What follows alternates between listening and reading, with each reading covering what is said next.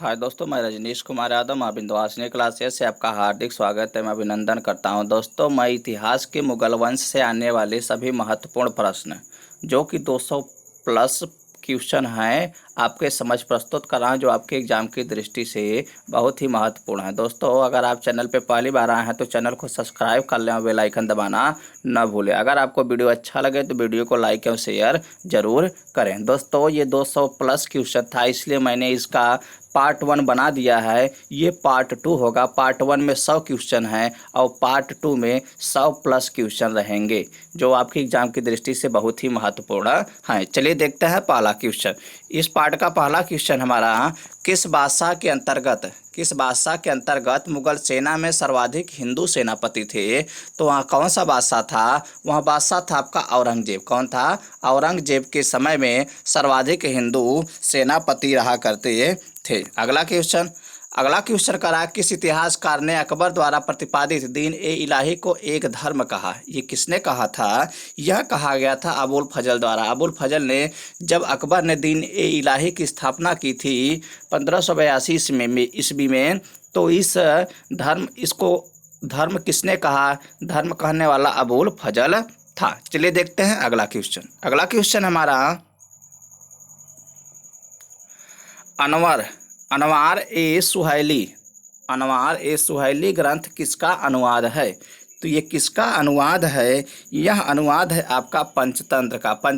जो पंचतंत्र है विष्णु शर्मा की, ये पंचतंत्र किसकी कृति है? यह है विष्णु शर्मा की। किसकी कृति है? विष्णु शर्मा की, जिसका अनुवाद किया गया है। उसका नाम क्या है? नाम है अनवार ए सुहैली। क्या नाम से अनुवाद किया गया है? अनवार ए सुहैली। चलिए देखते हैं अगला क्वेश्चन हमारा,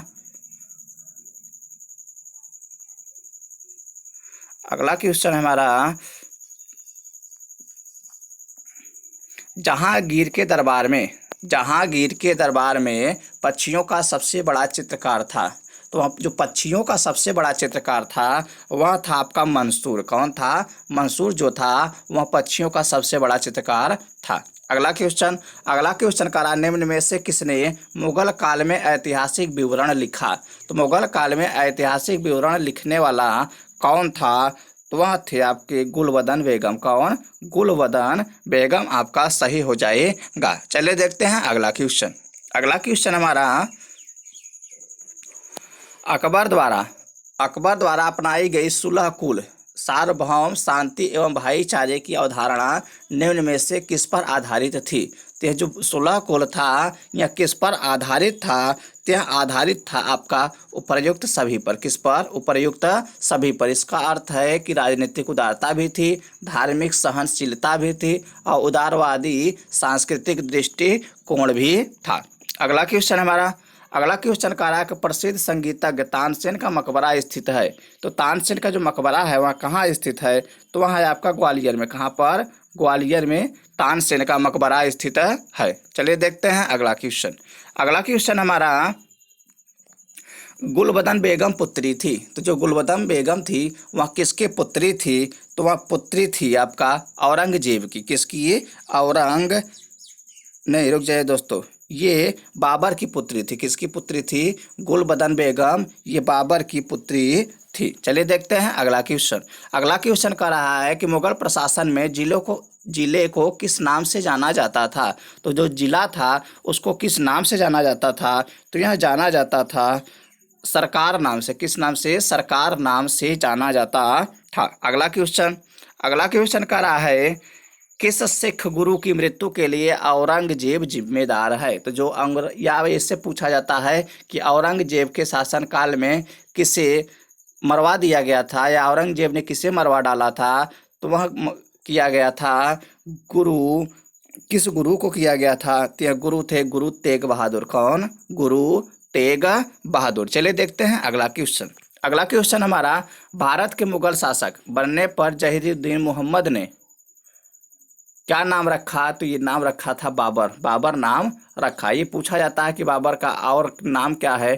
तो वह नाम था उनका जहीरुद्दीन मोहम्मद। क्या नाम है? जहीरुद्दीन मोहम्मद। चलिए देखते हैं अगला क्वेश्चन हमारा, अकबर के काल में महाभारत का फारसी अनुवाद किसके निर्देशन में हुआ? वहाँ है, तो किसके निर्देशन में हुआ था? यह हुआ था फैजी के निर्देशन में हुआ था। चलिए देखते हैं अगला क्वेश्चन। अगला क्वेश्चन कह रहा है दिल्ली के प्रसिद्ध जामा मस्जिद का निर्माण किसने किया? तो जो दिल्ली का जामा मस्जिद है उसका निर्माण शाहजहां ने किया था। किसने? शाहजहां ने। चलिए देखते हैं अगला क्वेश्चन। अगला क्वेश्चन कह रहा है कि निम्न मुसलमान विद्वानों में से हिंदी साहित्य के लिए किसका सबसे महत्वपूर्ण योगदान है? तो वह कौन थे कि जिसका हिंदी साहित्य के लिए सबसे महत्वपूर्ण योगदान है? वह थे आपके अबू रहीम खाने खाना। क्या? अबू रहीम खाने खाना आपका सही हो जाएगा। चलिए देखते हैं अगला क्वेश्चन। अगला क्वेश्चन है निम्न तथ्यों में कौन तथ्य ऐसा है जो अकबर को राष्ट्रीय सम्राट सिद्ध करने में सहायक नहीं है? तो ऐसा कौन सा तथ्य है जो अकबर को राष्ट्रीय सम्राट सिद्ध नहीं कर सकता? तो ऐसा तथ्य है आपका अकबर ने इस्लाम धर्म को त्याग किया। क्या? अकबर ने इस्लाम धर्म को त्याग किया। चलिए देखते हैं अगला क्वेश्चन। अगला क्वेश्चन हमारा अकबर द्वारा बनाई गई श्रेष्ठतम इमारतें पाई जाती हैं। तो अकबर द्वारा बनाई गई श्रेष्ठतम इमारतें पाई जाती हैं तो कहाँ पाई जाती है? यह पाई जाती है फतेहपुर सीकरी में। कहाँ पर? फतेहपुर सीकरी में पाई जाती है। अगला क्वेश्चन है हमारा हल्दी घाटी युद्ध 1576 के पीछे अकबर का मुख्य उद्देश्य क्या था? जो हल्दी घाटी का युद्ध हुआ था महाराणा प्रताप और अकबर के बीच 1576 ईस्वी में, उसमें अकबर का क्या उद्देश्य था? तो उसमें जो अकबर का उद्देश्य था वह उद्देश्य था राणा प्रताप को अपने अधीन लाना। क्या उद्देश्य था? राणा प्रताप को अपने अधीन लाना। चले देखते हैं अगला क्वेश्चन। अगला क्वेश्चन हमारा मुगल सम्राट अकबर के समय का प्रसिद्ध चित्रकार था। तो जो मुगल सम्राट अकबर थे उनके समय का जो प्रसिद्ध चित्रकार था तो वह था आपका दसवंत। कौन था? दसवंत। क्या हो जाएगा? दसवंत आपका सही हो जाएगा। चलिए देखते हैं अगला क्वेश्चन। अगला क्वेश्चन हमारा चलिए देखते हैं अगला क्वेश्चन। दोस्तों ये ऐसे क्वेश्चन है जो किसी न किसी एग्जाम में आए हुए हैं और आपके एग्जाम में भी आने की संभावना है, इसलिए यह आपके एग्जाम की दृष्टि से बहुत ही महत्वपूर्ण है। अगर आपको वीडियो अच्छा लग रहा हो तो वीडियो को लाइक एवं शेयर जरूर करें। अगर आप चैनल पर पहली बार आए हैं तो चैनल को सब्सक्राइब कर लें और बेल आइकन दबाना न भूलें। चलिए देखते हैं अगला क्वेश्चन। अगला क्वेश्चन है निम्नलिखित में से किसमें हिंद या ईरानी वास्तुकला का सर्वप्रथम समन्वय देखने को मिलता है? तो ऐसा कौन सा है? तो ये है आपका कौन सा हो जाएगा? ये आपका हो जाएगा शेर शाह के मकबरे। क्या? शेर शाह के मकबरे में हिंद और ईरानी वास्तुकला का सर्वप्रथम समन्वय देखने को मिलता है। अगला क्वेश्चन देखते हैं। अगला क्वेश्चन कह रहा है शेर शाह के बचपन का नाम क्या था? तो शेर शाह के बचपन का नाम था फरीद खां। क्या नाम था? फरीद खां। अगला क्वेश्चन कह रहा है शेर शाह को उसके पिता हसन खान ने एक जागीर के प्रबंधक के रूप में नियुक्त किया था। वह जागीर थी तो वह जागीर कहाँ की थी? तो वह जागीर थी आपकी सहसराम या सासाराम की। कहाँ पर? सहसराम या सासाराम की। चले देखते हैं अगला क्वेश्चन। अगला क्वेश्चन कह रहा है दक्षिण बिहार के उस शासक का नाम क्या नाम था? जो दक्षिण बिहार के उस शासक का क्या नाम था जिससे फरीद खां को शेर खां की उपाधि दी थी? जिसने फरीद खां को शेर खां की उपाधि दी थी अपना वकील या प्रतिनिधित्व या वो प्रशासक एवं अपने पुत्र का अतालिक जिसको कहते हैं संरक्षक या व शिक्षक नियुक्त किया था। तो वह कौन था? तो वह था आपका, इसमें नहीं दिया है क्या? अच्छा दिया, इसमें है, ये है आपका बहार खां नुहानी। कौन? बहार खां नुहानी। अगला क्वेश्चन है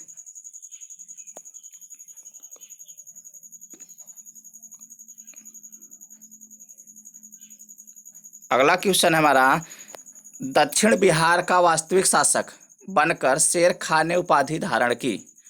ये किसकी उपाधि धारण की थी?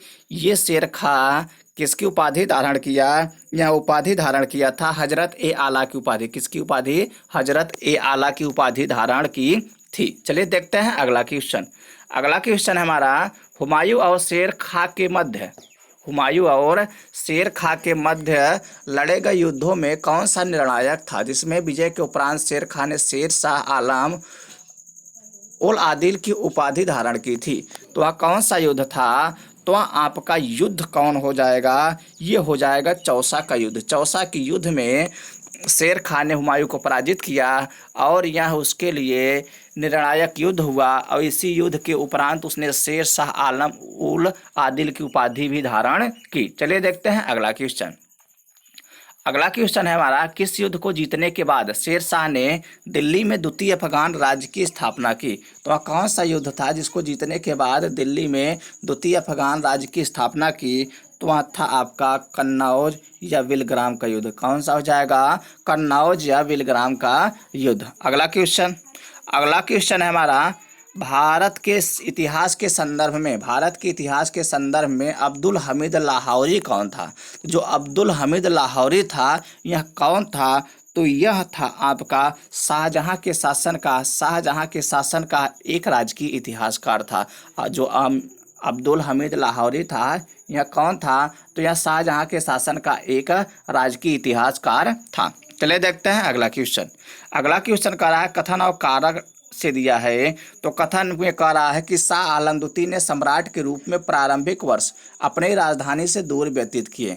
और कारण कह रहा है उत्तर पश्चिम सीमांत से विदेशी आक्रमण का भय घात लगाए रहता था। तो यह क्या हो जाएगा? यह आपका हो जाएगा कि ए और आर दोनों सही हैं तथा आर ए का सही स्पष्टीकरण नहीं है। ये बी आपका सही हो जाएगा। चलिए देखते हैं अगला क्वेश्चन हमारा, धर्मठ का युद्ध अप्रैल 1658 ईस्वी में किनके बीच लड़ा गया था? तो जो धर्मठ का युद्ध था यह लड़ा गया था औरंगजेब और दारा शिकोह के बीच। किसके बीच? औरंगजेब और उनके पुत्र दारा शिकोह के बीच धर्मठ का युद्ध लड़ा गया था। और कब लड़ा गया था? तो यह लड़ा गया था अप्रैल 1658 ईस्वी में। कब लड़ा गया था? अप्रैल 1658 ईस्वी में। चलिए देखते हैं अगला क्वेश्चन हमारा, कथन दिया है खानवा का युद्ध निश्चय ही पानीपत के प्रथम युद्ध की अपेक्षा अधिक निर्णायक और महत्वपूर्ण था। कारण कह रहा है कि राजपूत वीर राणा सांगा निश्चय ही इब्राहिम लोदी की अपेक्षा अधिक दुर्जेय शत्रु था। ये अधिक दुर्जेय शत्रु था। इसका क्या हो जाएगा कि ए और आर दोनों सही हैं और आर ए का सही स्पष्टीकरण है, क्योंकि यह क्या है, जो खानवा का युद्ध था वह पानीपत की अपेक्षा अधिक निर्णायक था। क्योंकि यह इब्राहिम लोदी की अपेक्षा अधिक दुर्जेय शत्रु था। क्योंकि क्या होता है कि मैं जिस शत्रु को पराजित कर चुका हूँ उससे भी बड़ा शत्रु हमारा है, तो उसको भी मैंने पराजित कर लिया, तो क्या हो जाएगा कि हमने निर्णायक युद्ध जीत लिया। चलिए देखते हैं अगला क्वेश्चन हमारा, मुगल काल में निम्नलिखित बंदरगाहों में से किसको बाबुल मक्का या मक्का द्वार कहा जाता है? यह कौन सा बंदरगाह है? तो यह बंदरगाह है आपका सूरत का बंदरगाह। कौन सा बंदरगाह? सूरत बंदरगाह। चलिए देखते हैं अगला क्वेश्चन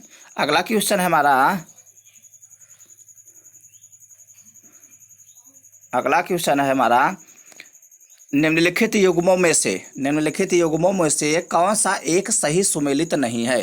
तो वहाँ कौन सा एक सही सुमेलित नहीं है? तो यह देखिए यूपीएससी का क्वेश्चन है। यह यूपीएससी का क्वेश्चन है, 1999 में आया था। तो इसमें कौन सा सुमेलित नहीं है? तो यह सुमेलित नहीं है अकबर टॉमस रो, क्योंकि जो टॉमस रो था यह जहांगीर के शासनकाल में आया था। चलिए देखते हैं अगला क्वेश्चन कह रहा है कथन ए, अकबर के काल में हर 10 घुड़सवार सैनिक के लिए मनसबदारों को 20 घोड़ों का रख रखाव करना पड़ता था। कह रहा है कि अकबर के काल में हर 10 घुड़सवार सैनिक के लिए मनसबदारों को 20 घोड़ों का रख रखाव करना पड़ता था। आगे कह रहा है कारण में घोड़ों को यात्रा में आराम देना होता था और युद्ध के समय उनको बदलना आवश्यक होता था। अब नीचे कह रहा है किसमें क्या सही है? तो क्या सही है आपका, ये हमें ज्ञात करना है। तो हमारा सही है ए, सिर्फ सही है। क्या है? ए सही है। अब परंतु ए गलत है परंतु आर सही है। ए क्या है? ए गलत है परंतु आर सही है। चलिए देखते हैं अगला क्वेश्चन। अगला क्वेश्चन हमारा, निम्नलिखित कथनों पर विचार कीजिए। निम्नलिखित कथनों पर विचार कीजिए। तो क्या विचार करना है देख लेते हैं। आदि वे घुड़सवारी थे। आदि वे घुड़सवारी थे। और कौन से घुड़सवारी थे? आदि जो थे वह थे आपके जिन्होंने अपनी सेवाएं एकाकी प्रदान की, जिन्होंने किसी सरदार के साथ अपने को संलग्न नहीं किया, या सम्राट हो, सम्राट ही जिनका आसन कर्नल था। ये तीनों आपके हो जाएंगे। तो ये आपका मिल रहा है ऑप्शन बी में 1, 2 और 3 सही है। चलिए देखते हैं अगला क्वेश्चन। अगला क्वेश्चन कह रहा है, कंधार के निकल जाने से मुगल साम्राज्य को एक बड़ा धक्का पहुंचा। एक बड़ा धक्का पहुंचा। वह कौन सा था? वह था सामरिक महत्व के केंद्र के दृष्टिकोण से। सामरिक महत्व के केंद्र के दृष्टिकोण से बहुत ही बड़ा धक्का पहुंचा था कंधार के मुगल साम्राज्य से निकल जाने के बाद। अगला क्वेश्चन हमारा, अगला क्वेश्चन का रहा अकबर के शासनकाल में पुनर्गठित केंद्रीय प्रशासन तंत्र के अंतर्गत सैनिक विभाग का प्रमुख था। तो वह सैनिक विभाग का जो प्रमुख था तो वह कौन था? वह था आपका मीर बख्शी। कौन था? मीर बख्शी आपका सही हो जाएगा। चलिए देखते हैं अगला क्वेश्चन। अगला क्वेश्चन हमारा, राजपूताना क्षेत्र के किस राज्य को जीतने में मुश्किल हुई और जब अंततः जीत मिली तो शेरशाह के मुख से अनायास यह निकला कि अरे मैंने एक मुट्ठी भर बाजरे के पीछे हिंदुस्तान का राज्य ही गंवा दिया था। तो ऐसा कौन सा युद्ध था जिसको जीतने के बाद शेरशाह ने ये कहा कि मैंने एक मुट्ठी भर बाजरे के पीछे हिंदुस्तान का राज्य ही गंवा दिया था? यह कौन सा था? तो यहाँ आपका हो जाएगा मारवाड़। क्या हो जाएगा? मारवाड़ को जीतने के बाद। चलिए देखते हैं अगला क्वेश्चन। अगला क्वेश्चन कह रहा है, किस अभियान के समय अचानक बारूद में विस्फोट हो जाने के कारण, किस अभियान के समय बारूद में विस्फोट हो जाने के कारण शेरशाह की मृत्यु हो गई? तो ऐसा कौन सा अभियान था? तो यहाँ था आपका कलिंजर अभियान के समय। कलिंजर अभियान के समय क्या हुआ?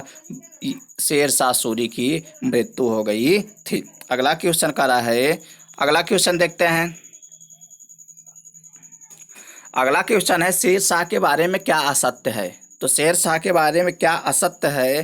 तो यहाँ असत्य क्या है तो आप पहले देख लीजिए सत्य क्या है। सत्य है आपका, शेरशाह ने उपज का 1/3 भाग कर के रूप में निर्धारित किया। शेरशाह के समय में किसानों को जरीबाना या सर्वेक्षण शुल्क तथा मुहासिलाना कर संग्रह शुल्क भी चुकाना पड़ता था।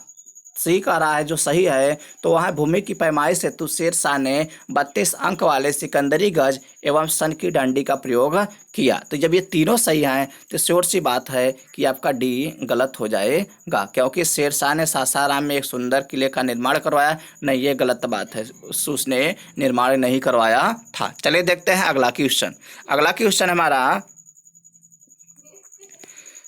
सूची 1 को सूची 2 के साथ सुमेलित करना है। तो सूची 1 को सूची 2 के साथ सुमेलित करना है। चलिए सुमेलित कर लेते हैं। तो यहाँ क्या हो जाएगा कि अच्छा इसका इधर दिया है, इसका इधर दे दिया है, तो हम लोग सुमेलित कर लेते हैं। पहले सुमेलित कर लेते हैं, इसके बाद मिला लेंगे। थोड़ा सा ध्यान रखना पड़ेगा। चलिए मिला लेते हैं। चलिए कर लेते हैं एकता को जो हम लोग प्रांत भी कहते हैं।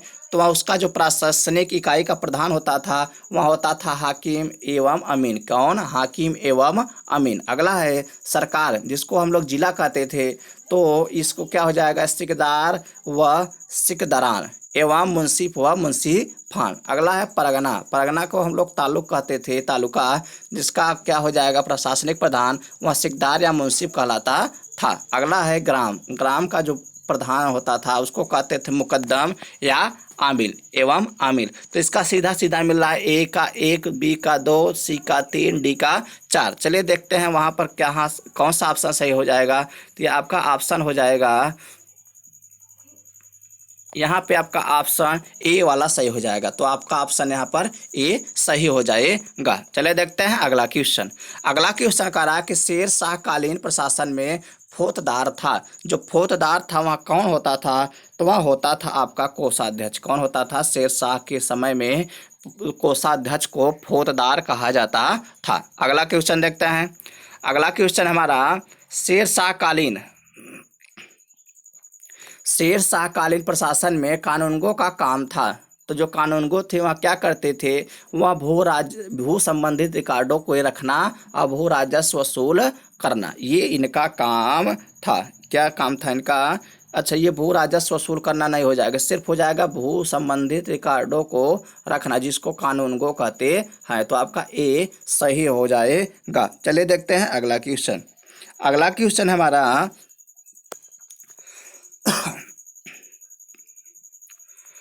किसने शेर शाह कालीन ग्राम प्रशासन के संदर्भ में कहा? एक जरा क्षीण मृत्युमुख में पहुंचने ही वाली वृद्धा अपने सिर पर स्वर्णाभूषणों से भरा टोकरा रखे यात्रा पर निकल पड़े।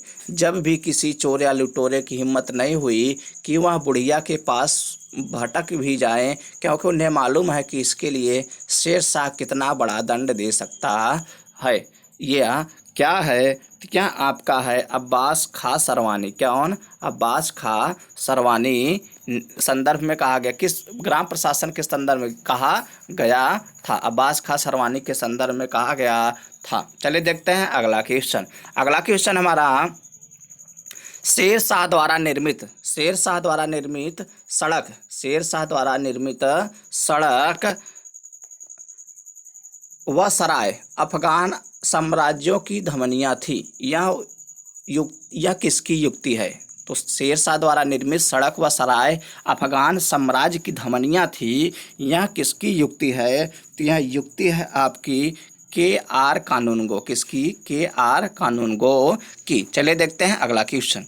अगला क्वेश्चन हमारा शेर शाह के भू राजस्व व्यवस्था के संदर्भ में क्या सही नहीं है? तो क्या सही नहीं है? तो हमने अभी बताया था कि सही क्या नहीं है। यह सही नहीं है आपका भू राजस्व की दर उपज का 1/6 भाग तय किया गया। क्या तय किया गया? भू राजस्व की दर उपज का 1/6 भाग तय किया गया नहीं। हमने अभी ऊपर ही बताया कि शेर शाह के समय में जो भू राजस्व की उपज दर थी वह 1/3 भाग हुआ करती थी। चलिए देखते हैं अगला क्वेश्चन। अगला क्वेश्चन हमारा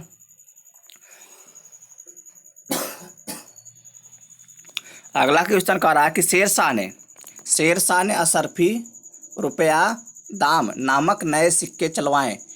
वे जिन धातुओं से बने होते थे वे हैं। तो वह कौन से धातु हैं? असरफी को सोना कहा जाता था, रुपया को चांदी और दाम को तांबा। इसको याद रखना है। असरफी को सोना, रुपया को चांदी और दाम को तांबा कहा जाता था। चलिए देखते हैं अगला क्वेश्चन। अगला क्वेश्चन है हमारा कि दिल्ली का पुराना किला किसके द्वारा बनवाया गया? जो दिल्ली का पुराना किला था वह किसके द्वारा बनवाया गया था? तो वह बनवाया गया था शेर शाह द्वारा। किसके द्वारा? शेर शाह ने दिल्ली के पुराने किले का निर्माण करवाया था। चलिए देखते हैं अगला क्वेश्चन। अगला क्वेश्चन है अमरकोट या उमरकोट।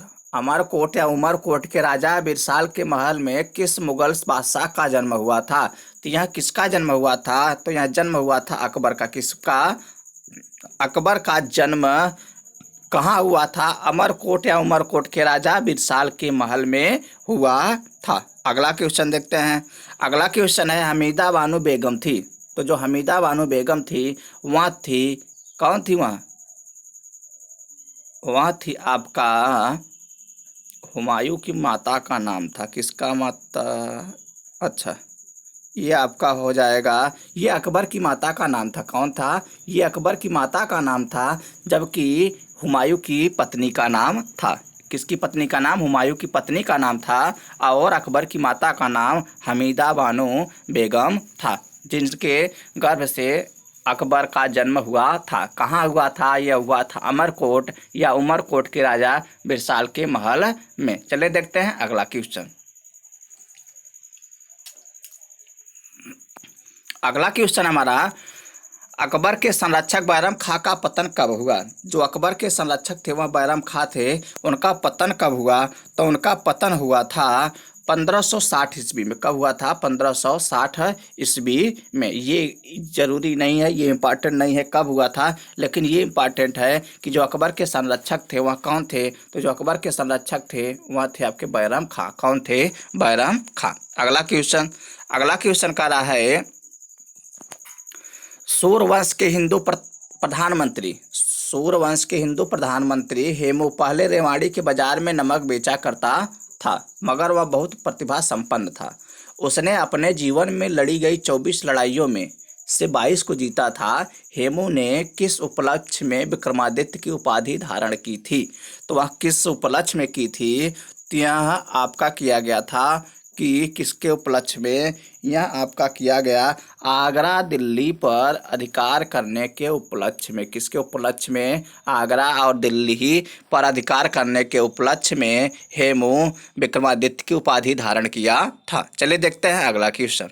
दोस्तों, अगर आपको वीडियो अच्छा लग रहा हो तो वीडियो को लाइक एवं शेयर जरूर करें। अगर आप चैनल पे पहली बार आए हैं तो चैनल को सब्सक्राइब कर लें और बेल आइकन दबाना न भूलें, जिससे कि आपको नोटिफिकेशन मिलता रहे। मैं जब भी कोई वीडियो डालूं तो आपको इसका नोटिफिकेशन सबसे पहले मिले। चलिए देखते हैं अगला क्वेश्चन हमारा पर्दा प्रथा जिसको कहते हैं पेटीकोट। पर्दा प्रथा जिसको कहते हैं पेटीकोट 1960 से 64 ईस्वी के लिए जिम्मेदार अतका खैल या हरंदल की सरप्रमुख सदस्यता थी। तो यह कौन थी? तो यह थी आपका माहम अनगा। कौन? माहम अनगा। ये कौन थी? माहम अनगा। चलिए देखते हैं अगला क्वेश्चन का रहा कि अकबर ने साम्राज्य विस्तार का आरंभ किस विजय से किया? तो अकबर ने साम्राज्य विस्तार का आरंभ किस विजय से किया था? तो यह किया गया था मालवा विजय से। किसकी विजय से? मालवा विजय से अकबर ने अपने साम्राज्य विस्तार का आरंभ किया। चलिए देखते हैं अगला क्वेश्चन हमारा, स्मिथ ने अकबर के किस अभियान को ऐतिहासिक द्रुतगामी अभियान कहा? द्रुतगामी अभियान कहा। वह अकबर का कौन सा अभियान था? तो यह आपका अकबर का अभियान था गुजरात अभियान। कौन सा अभियान? गुजरात अभियान को स्मिथ ने ऐतिहासिक द्रुतगामी अभियान कहा। चलिए देखते हैं अगला क्वेश्चन का रहा कि अकबर का सबसे अंतिम विजय अभियान था, तो वह कौन सा था? तो वह आपका था, कौन सा हो जाएगा? असीरगढ़ विजय। कौन सा विजय? असीरगढ़ विजय। चलिए देखते हैं अगला क्वेश्चन का रहा है, अकबर के नवरत्न में से एक बीरबल किस अभियान के समय मारे गए? तो वहाँ ऐसा कौन सा अभियान था जब बीरबल की मृत्यु हुई? तो वह अभियान था यूसुफ जाइयों के विद्रोह को दबाते समय। यूसुफ जाइयों के विद्रोह को दबाते समय इन अकबर के नवरत्न कवि में से एक बीरबल मारे गए थे। चलिए देखते हैं अगला क्वेश्चन हमारा,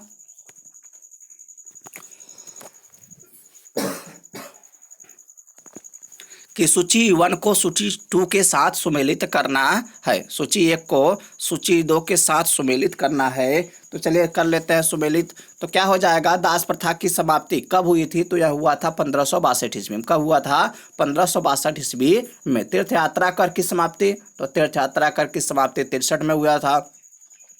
जजिया कर की समाप्ति तो कब हुआ था? 1564 में। सूबों का पुनर्गठन कब हुआ था? तो यह हुआ था 1580 ईस्वी में। तो आपका कौन सा ऑप्शन मिल रहा है? तो ऑप्शन मिल रहा है ए। तो और ऑप्शन देखने की हमें आवश्यकता नहीं है, तो ए हमारा क्या हो जाएगा? सही हो जाएगा। दोस्तों, ये जब सूची 1 को सूची 2 से मिलान करना होता है तो यहाँ एक फ़ायदा ये होता है कि यहाँ से हमें 4 क्वेश्चन मिल जाते हैं। कितने क्वेश्चन? 4 क्वेश्चन। जो देखिए यहाँ पर ये 4 क्वेश्चन है। आपसे ये पूछ सकता है कभी कि दास प्रथा की समाप्ति कब हुई, या तीर्थ यात्रा कर की समाप्ति कब हुई, या जजिया कर की समाप्ति कब हुई, या सूबों का पुनर्गठन कब हुआ। चले देखते हैं अगला क्वेश्चन हमारा, इसमें भी सुमेलित करना है। तो इसमें भी सुमेलित करना है तो हम सुमेलित कर लेते हैं। तो क्या हो जाएगा? थोड़ा सा ऊपर कर ले और चलिए देखते हैं। सूची 1 को सूची 2 के साथ सुमेलित करना है। तो इसमें क्या हो जाएगा? इबादत खाना या धर्म संसद की स्थापना कब हुई थी? तो यह हुआ था 1575 ईस्वी में। मजहर की घोषणा 1579 ईस्वी में। नवरोज उत्सव का पुनरुद्धार यह कब हुआ था? 1580 ईस्वी में। दीन इलाही की घोषणा तो यह हुआ था 1582 ईस्वी में। तो यहाँ किस ऑप्शन में मिल रहा है? तो यह मिल रहा है आपका ऑप्शन बी। तो आपका ऑप्शन बी सही हो जाएगा। चलिए देखते हैं अगला क्वेश्चन। अगला क्वेश्चन हमारा फिर इसमें करना है सुमेलित, इसमें भी सुमेलित करना है। तो देख लेते हैं सुमेलित क्या करना है। तो करोड़ों की नियुक्ति, जो करोड़ी की नियुक्ति थी वह हुआ था कब? 1573 ईस्वी में। दसाला बंदोबस्त लागू कब किया गया? तो 1580 ईस्वी में। इलाही संवत कब चलाया गया? तो 1584 ईस्वी में। इलाही गज का प्रचलन 1587 ईस्वी में हुआ। तो यह कौन सा ऑप्शन मिल रहा है? तो यह मिल रहा है हमारा ऑप्शन ए। तो यहाँ पर ऑप्शन ए सही हो जाएगा। चलिए देखते हैं अगला क्वेश्चन।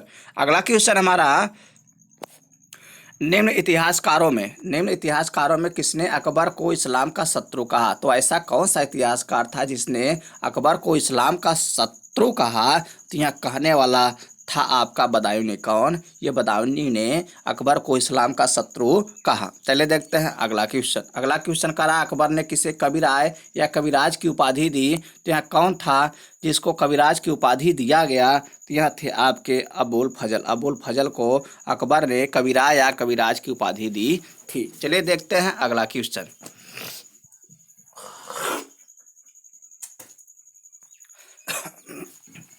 अगला क्वेश्चन हमारा जहांगीर के निर्देश पर किसने अबुल फजल की हत्या कर दी? तो ये किसने अबुल फजल की हत्या कर दी? तो ये अबुल फजल की हत्या करने वाला था वीर सिंह बुंदेला। कौन? वीर सिंह बुंदेला ने जहांगीर के निर्देश पर अबुल फजल की हत्या कर दी थी। चलिए देखते हैं अगला क्वेश्चन। अगला क्वेश्चन है हमारा कि अबुल फजल ये दसाला बंदोबस्त किससे संबंधित है? तो दसाला बंदोबस्त संबंधित आपका है टोडरमल से। किससे? टोडरमल से। चलिए देखते हैं अगला क्वेश्चन। अगला क्वेश्चन करा अकबर ने किसे कंठाभरणवाड़ी विलास की उपाधि दी थी? तो यह किसे दिया गया था? यह दिया गया था तानसेन को। किसको? तानसेन को। चलिए देखते हैं अगला क्वेश्चन। अगला क्वेश्चन हमारा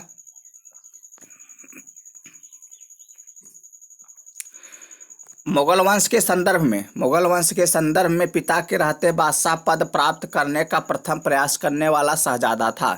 तो वह कौन सा था जिसने पिता के रहते हुए बादशाह पद प्राप्त करने का प्रयास करने वाला था? तो वह था आपका जहांगीर। कौन था? जहांगीर। चलिए आज देखते हैं अगला क्वेश्चन। अगला क्वेश्चन हमारा शासक बनने के बाद 12 अध्यादेश जारी करने वाला मुगल बादशाह कौन था? शासक बनने के बाद 12 अध्यादेश जारी किया, वह मुगल शासक कौन था? तो वह था आपका जहांगीर। किसने? जहांगीर ने 12 अध्यादेश जारी किया था। देखते हैं अगला क्वेश्चन। अगला क्वेश्चन हमारा कौन सुमेलित नहीं है? तो आपको सुमेलित कौन नहीं है ये बताना है। तो आपको याद रहना चाहिए इसमें खुसरो का विद्रोह कब हुआ था? ये पहला सही है, ये पहला सही है, सी भी सही है, डी भी सही है। तो ये आपका उत्तर हो जाएगा बी गलत है या सुमेलित नहीं है। अगला क्वेश्चन कर रहा है किसके समय में कंधार हमेशा के लिए मुगलों के हाथ से निकल गया? तो ऐसा कौन सा शासक था जिसके समय में क्या हुआ? कंधार मुगलों के हाथ से हमेशा के लिए निकल गया। तो वहाँ था आपका जहांगीर। कौन? जहांगीर। चलिए देखते हैं अगला क्वेश्चन। अगला क्वेश्चन हमारा अगला क्वेश्चन सुमेलित करना है। अगला क्वेश्चन क्या करना है? सुमेलित करना है। चलिए देखते हैं। जहांगीर की पत्नियां और उपाधियां नाम। जहांगीर की एक पत्नी थी, उनका नाम था मानबाई। इसकी जो उपाधियां दी गई या पद नाम था उसका नाम था शाह बेगम। इसके बाद था जहांगीर की पत्नी जगत गोसाई जिसका नाम था जोधा बाई। अगला है मेहरुन्निसा।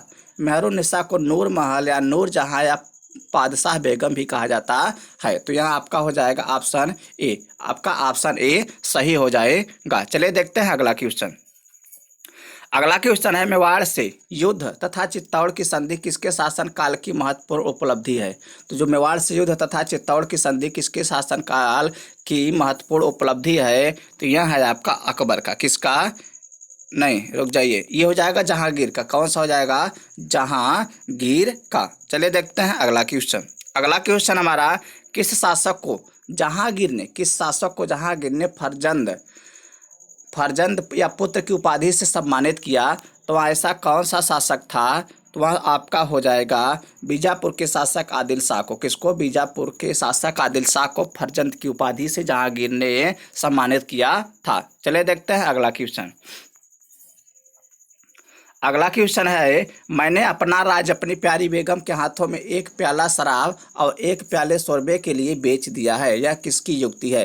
तो ऐसा कौन सा शासक था जो अपनी पत्नी के इशारे पर चला करता था? तो वह था आपका जहांगीर। कौन था? ये जहांगीर। जहाँ देखो तहाँ गिर जाता है, इसीलिए इसका नाम जहांगीर रखा गया था। अगला क्वेश्चन हमारा, जो चित्रकला के शत्रु हैं उनका मैं शत्रु हूँ, किस मुगल शासक ने कहा? तो यह भी किसने कहा था? यह भी कहा गया था जहांगीर द्वारा। किसके द्वारा? जहांगीर द्वारा कहा गया था। अगला क्वेश्चन हमारा, मराठों एवं अफगानों की मनसाबदारी प्रथा में शामिल करने वाला प्रथम मुगल शासक था। तो जो प्रथम मुगल शासक था वह था आपका जहांगीर। कौन था? जहांगीर। अगला क्वेश्चन कह रहा है, शाहजहां के समय कौन सी घटना नहीं हुई? तो शाहजहां के समय कौन सी घटना नहीं हुई थी? तो ये घटना आपका क्या हो जाएगा? यह हो जाएगा महावत खाका विद्रोह। महावत खाका विद्रोह नहीं हुआ था और सभी विद्रोह हुए थे। अगला क्वेश्चन कह रहा है कि शाहजहां का मूल नाम था। तो शाहजहां का मूल नाम क्या था? तो शाहजहां का मूल नाम क्या था? यह था उसका नाम खुर्रम। क्या नाम था? खुर्रम। अगला क्वेश्चन कह रहा है, शाहजहां ने किसे मलका-ए जमानी की उपाधि दी? तो शाहजहां ने मलका-ए जमानी की उपाधि किसे दी?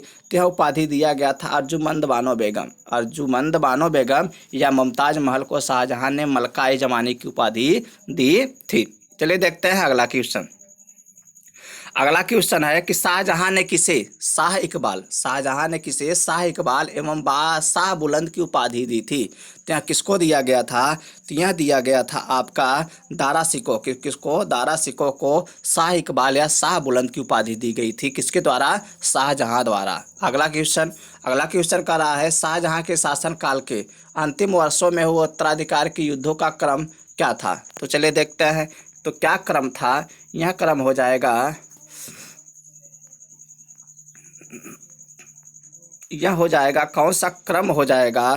तो यह आपका क्रम है बहादुरपुर, इसके बाद धर्माठ, इसके बाद सामूगढ़, इसके बाद खजुआ, तब देवराई। पहले क्या हो जाएगा? बहादुरगढ़, धर्मठ, सामूगढ़, खजुआ और देवराई। आपका ऑप्शन ए सही हो जाएगा। अगला क्वेश्चन कह रहा है, दारा सिकोह एवं औरंगजेब के मध्य हुए उत्तराधिकारी युद्धों में सबसे निर्णायक युद्ध कौन माना जाता है? तो यह आपका माना जाता है सामूगढ़ का युद्ध। कौन सा युद्ध? सामूगढ़ का युद्ध माना जाता है। अगला क्वेश्चन कह रहा है, औरंगजेब ने अपने पिता को किस किले में नजरबंद कर दिया? औरंगजेब ने अपने पिता को किस किले में नजरबंद कर दिया, जहां 8 वर्ष के बाद नजरबंदी की हालत में ही शाहजहां की मृत्यु हो गई।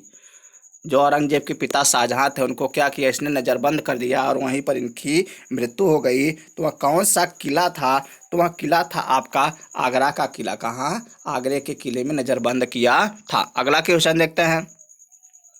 अगला क्वेश्चन कह रहा, औरंगजेब के विरुद्ध हुए उत्तर भारत के विद्रोहों का सही क्रम है। तो वह कौन सा है? जो सही क्रम है वह है आपका जाट, इसके बाद बुंदेला, इसके बाद सतनामी, तब सिख। आपका ऑप्शन ए सही हो जाएगा। अगला क्वेश्चन देखते हैं। अगला क्वेश्चन कह रहा है, किस जाट नेता ने बादशाह अकबर के मकबरे सिकंदरा को हानि पहुंचाया तथा अकबर की कब्र को खोदकर उसकी हड्डियों को जला दिया? तो वहाँ कौन सा था? तो वहाँ था राजा राम। किसने? राजा राम ने क्या किया कि अकबर के मकबरे जो सिकंदरा आगरा में स्थित है को क्या किया? उसको तोड़ ताड़ करके अकबर की कब्र को खोद करके उसकी हड्डियों को निकाल करके जला दिया था। अगला क्वेश्चन हमारा, साकी मुसत ईद खां की रचना, जो साकी मुसत ईद खां की रचना मासिर ए आलमगीरी को किसने मुगल राज का गजेटियर की संज्ञा दी है? मुगल राज की गजेटियर की संज्ञा किसके द्वारा दी गई है? तो यह आप दिया गया जदुनाथ सरकार द्वारा। किसके द्वारा? जदुनाथ सरकार द्वारा। अगला क्वेश्चन कह रहा है जिस प्रकार स्पेन के फोड़े ने नेपोलियन को बर्बाद किया, उसी प्रकार दक्कन के फोड़े ने औरंगजेब को। यह युक्ति किस इतिहासकार की है? किसने कहा था कि दक्कन का जो फोड़ा था वह औरंगजेब को बर्बाद कर दिया? तो वह कहा था जदुनाथ सरकार ने। किसने? जदुनाथ सरकार ने। चलिए देखते हैं अगला क्वेश्चन। अगला क्वेश्चन है हमारा, किस मुगल शासक को उसकी प्रजा शाही वेश में एक दरवेश या फकीर कहती थी? तो वह और शासक, मुगल शासक थे औरंगजेब। कौन? औरंगजेब। अगला क्वेश्चन कह रहा है, किसने अकबर को जिल ए इलाही, खुदा की परछाई, एवं फर ए इजदी, खुदा से निकलने वाली रोशनी कहा है? तो किसने कहा था? यह कहा गया था अबुल फजल द्वारा। किसके द्वारा? अबुल फजल द्वारा। अगला क्वेश्चन कह रहा है, दीवाने वरजात ए कुल नामक नए पद की स्थापना किसने की? यह किसने किया था? यह किया था अकबर ने। किसने? अकबर ने दीवाने वरजात ए कुल नामक नए पद की स्थापना की थी। चलिए देखते हैं अगला क्वेश्चन। अकबर के समय मुगल सूबों प्रांतों की संख्या 15 थी, जो औरंगजेब के समय बढ़कर हो गई। तो औरंगजेब के समय कितनी हो गई थी? यह हो गई थी आपकी 21। कितनी? 21 हो गई थी। तो आपको ये याद रखना है, ये इंपॉर्टेंट क्वेश्चन है कि अकबर के समय सूबों प्रांतों की संख्या कितनी थी? 15, और औरंगजेब के समय 21 थी। कितनी? औरंगजेब के समय 21 और अकबर के समय 15 थी। अगला क्वेश्चन कह रहा, अंतिम रूप से जजिया कर समाप्त करने वाला मुगल बादशाह था। तो जो अंतिम रूप से समाप्त किया वह कौन सा था? तो वह था मोहम्मद शाह, जिसको रंगीला बादशाह भी कहा जाता है। चलिए देखते हैं अगला क्वेश्चन हमारा, हस्तांतरण के लिए आरक्षित भूमि को मुगल काल में क्या कहा जाता था? तो हस्तांतरण के लिए आरक्षित भूमि को मुगल काल में क्या कहा जाता था? तो यह कहा जाता था पैबाकी या पायबाकी। अगला क्वेश्चन देखते हैं। अगला क्वेश्चन है हमारा कि मुगल कालीन मनसबदारी व्यवस्था में जात एवं सवार बोधक था। जो जात था और सवार था, यह किसका बोधक था? तो यह बोधक था आपका क्रमशः मनसबदार के पद एवं उसके सैनिक दायित्वों का। जो था क्रमशः मनसबदार के पद एवं उनके सैनिक दायित्वों का। तो आपका ऑप्शन ए सही हो जाएगा। चलिए देखते हैं अगला क्वेश्चन हमारा, मनसबदारी व्यवस्था में दो अस्पा सिंह अस्पा का प्रचलन किसने किया? मनसबदारी व्यवस्था में दो अस्पा का प्रचलन किसके द्वारा किया गया? तो यह किया गया था जहांगीर द्वारा। जहांगीर ने मनसबदारी व्यवस्था में दो अस्पा का प्रचलन किया। अगला क्वेश्चन कह रहा है कि मनसबदारी व्यवस्था में महाना जहाँ जागीरों के प्रचलन का श्रेय है। तो जो महाना जहाँ जागीर थी उसका प्रचलन किस व्यवस्था से है? किससे है? तो यह है आपका शाहजहाँ से। किससे? शाहजहाँ से। चलिए देखते हैं अगला क्वेश्चन कह रहा है, जागीरदारी संकट सर्वप्रथम किस मुगल बादशाह के शासन काल में उत्पन्न हुई? तो जागीरदारी संकट सर्वप्रथम किस मुगल बादशाह के शासन काल में उत्पन्न हुई? तो यह उत्पन्न हुई थी औरंगजेब के समय में। किसके समय में? औरंगजेब के समय में। अगला क्वेश्चन कह रहा है कि मुगल स्थापत्य कला के संदर्भ में पिट्राडिउरा का अर्थ क्या है? तो पिट्राडिउरा का अर्थ होता है संगमरमर के पत्थर पर जवाहरात से की गई जड़ावत। क्या होता है? संगमरमर के पत्थर पर जवाहरात से की गई जड़ावत। चलिए देखते हैं अगला क्वेश्चन हमारा, भारत में चार बाग शैली का प्रथम मकबरा है। तो भारत में चार बाग शैली का जो प्रथम मकबरा है वह कहाँ है या किसका है? तो यह है आपका हुमायूं का मकबरा। किसका मकबरा? हुमायूं का मकबरा। अगला क्वेश्चन कह रहा है पिट्राडिउरा का आरंभ किसने किया? तो पिट्राडिउरा का आरंभ किसने किया था? तो यह किया गया था जहांगीर द्वारा। किसके द्वारा? पिट्राडिउरा का आरंभ जहांगीर द्वारा किया गया था। चलिए देखते हैं अगला क्वेश्चन है, वह कौन सी पहली इमारत है जिसका निर्माण पूर्ण रूपेण संगमरमर से हुआ और जिसमें पिट्राडिउरा का प्रयोग किया प्रयोग हुआ है। तो वह कौन सा हो जाएगा? वह हो जाएगा एतमाद उद दौला का मकबरा। कौन हो जाएगा? एतमाद उद दौला का मकबरा। अगला क्वेश्चन कह रहा है कि निम्न में से किस शासक का काल संगमरमर का काल कहलाता है? तो वह इस कौन सा शासक है? तो वह है आपके शाहजहां। कौन? शाहजहां के काल को संगमरमर का काल कहा जाता है। चलिए देखते हैं अगला क्वेश्चन हमारा, जहांगीर ने किस चित्रकार को फारस के शाह एवं उसके अमीरों का छवि बनाने के लिए फारस ईरान भेजा? तो वह कौन सा था? तो वह था आपका बिशन दास। कौन? बिशन दास। चलिए देखते हैं अगला क्वेश्चन हमारा कि एक तरफ व्यक्ति दिया है और एक तरफ उसकी उपाधि दी गई है। तो क्या हो जाएगा? अब्दुल हसन को जो उपाधि मिली थी वह उपाधि थी नादिर उज जमा। क्या उपाधि थी? नादिर उज जमा। अगला है उस्ताद मंसूर, तिनको उपाधि दी गई थी नादिर उल अस्त्र। अगला है शौकी को उपाधि दी गई थी आनंद खां। अगला है हाल खां को उपाधि दी गई थी गुड़ समंदर की। चलिए देखते हैं अगला क्वेश्चन हमारा, औरंगजेब कालीन ऐतिहासिक ग्रंथ नुस्खा ए दिल कुशा के रचनाकार थे। तो वह कौन थे? तो वह थे आपके भीमसेन सक्सेना कायस्थ थे। दोस्तों यह वीडियो का लास्ट क्वेश्चन था। दोस्तों अगर आपको वीडियो अच्छा लगा हो तो वीडियो को लाइक एवं शेयर जरूर करें। अगर आप चैनल पे पहली बार आए हैं तो चैनल को सब्सक्राइब कर लें और बेल आइकन दबाना ना भूलें। धन्यवाद दोस्तों।